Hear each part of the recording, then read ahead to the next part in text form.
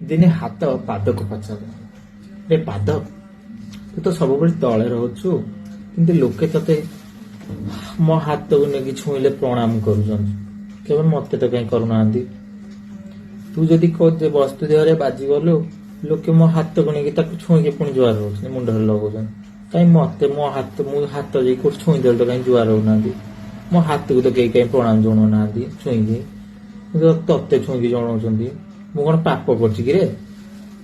ସେଠୁ ପାଦ ଗୋଟେ ଉତ୍ତର ଦେଇଥିଲା, ସୁନ୍ଦର ଉତ୍ତରଟି ଦେଇଥିଲା। ପାଦ କହିଥିଲା, ରେ ହାତ ଭାଇ, ତୁ ମଣିଷର ବହୁତ ଭଲ କାମରେ ଲାଗୁଛୁ, ମଣିଷକୁ ଖାଇବାକୁ ଦଉଛୁ, ମଣିଷକୁ ପିଇବାକୁ ଦଉଛୁ, ମଣିଷର ସବୁ କାମରେ ସାହାଯ୍ୟ କରୁଛୁ, କିନ୍ତୁ ମଣିଷକୁ ମୁଁ ଯୋଉ ସାହାଯ୍ୟ କରୁଛି ତୁ ସେଇ ସାହାଯ୍ୟଟା କରିପାରୁନୁ, ଯୋଉଥିପାଇଁ କି ମୁଁ ତଳେ ରହିଲେ ବି ମଣିଷ ମତେ ପ୍ରଣାମ କରୁଛି।